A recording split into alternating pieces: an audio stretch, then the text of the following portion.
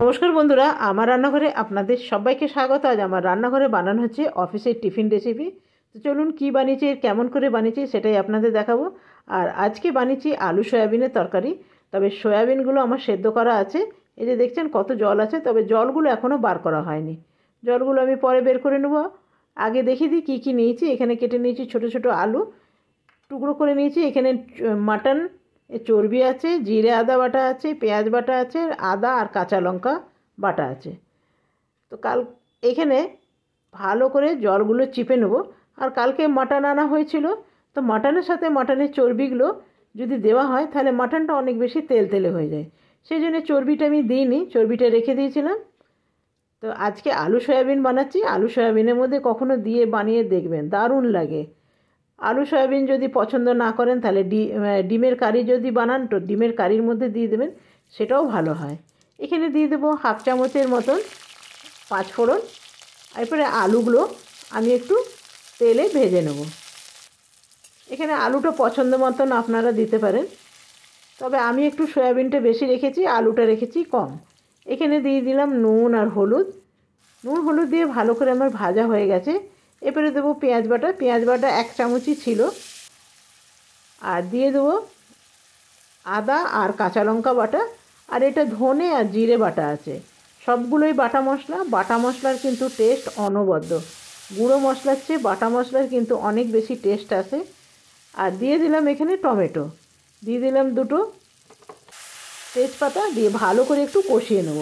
তো আমার এটা কষানো হয়ে গেছে। এরপরে দিয়ে দেবো সয়াবিনগুলো। এরপরে দিয়ে দেবো মাংসের চর্বিটা। খুব বেশি চর্বি নেই, অল্পই চর্বি ছিল, তো মাংসের মধ্যে আমি কালকে দিইনি, ওই জন্যে রেখে দিয়েছিলাম। আর আজকে আলু সয়াবিন বানাচ্ছি, আর খুব সুন্দর টেস্ট আসে, কখনো বানিয়ে দেখুন, দারুণ লাগে। এরপরে দিয়ে দেবো কাশ্মীরি লঙ্কা গুঁড়ো। কাশ্মীরি লঙ্কা গুঁড়ো দিলে তরকারিটা একটু বেশ লাল লাল দেখতে হয়। এটা ভালো করে আমার কষানো হয়ে গেছে, দেখছেন। আর খুব বেশি আমি তেল দিলাম না, কেন কি অফিসে নিয়ে যাবে, তো বেশি তেল দিলে আবার অসুবিধা হয়, চারিদিক থেকে টিফিনের চারিদিক থেকে তেলটা বেরিয়ে আসে। দিয়ে দিলাম জল। এরপরে দিয়ে দেবো একখানা কভার। কিছুক্ষণ পর ফিরে এলাম, দেখলাম আলুগুলো একদম সেদ্ধ হয়ে গেছে। প্রথমে তো আলুগুলোই দেখতে হবে। তো দেখলাম আলুগুলো একদম সেদ্ধ হয়ে গেছে। এরপরে দিয়ে দেবো একটু ধনেপাতা। এখন ধনেপাতার সিজন, সব জিনিসে একটু বেশি বেশি ধনেপাতা দিলে বেশ ভাল লাগে। ধনেপাতা দেওয়ার পর এরপরে আমি নামিয়ে নেব। একটু ঠান্ডা হয়ে গেলে তারপরে আমি টিফিনে ভরে নেব। তবে ঠান্ডা হয়ে গেলেই কিন্তু ঝোলটা এতটা থাকবে না, টানিয়ে যাবে। উপর থেকে দিয়ে দেবো একটু ধনেপাতা, সাজিয়ে দিলাম। তবে সাজানোটা বেশিক্ষণ থাকবে না, এখনই আমাকে টিফিনে ভরে নিতে হবে। কিন্তু এটা খেতে ভীষণ ভালো হয়। আবার অনেক সময় কি হয়, মাংস বানালে তার ঝোলও অনেক সময় বেঁচে যায়, সেই ঝোলটা দিয়েও কিন্তু বানিয়ে নিতে পারবেন। আমি এখানে ডাল নিয়ে নিলাম, তবে ডালটা শেয়ার করলাম না। এরপরে নিয়ে নেব আলু সয়াবিন।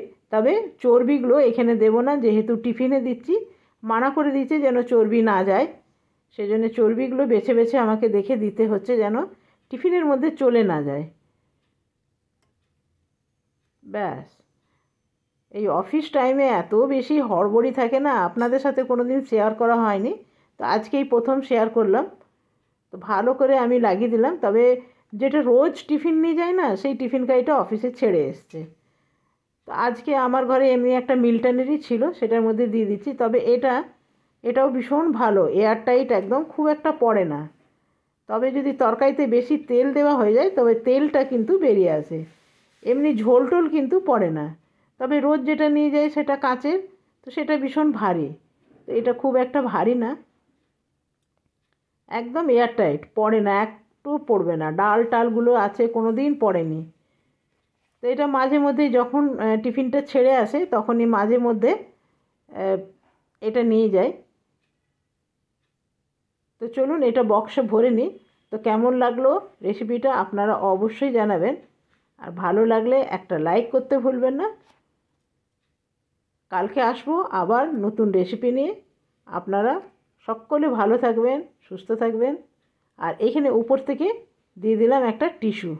এর চামচ আছে জানেন, চামচটা দিয়ে ভাত খাওয়া যায় না, এটা লাগিয়ে দিলাম। তো চলুন আজকের মতন এখানে শেষ করলাম। Bye bye.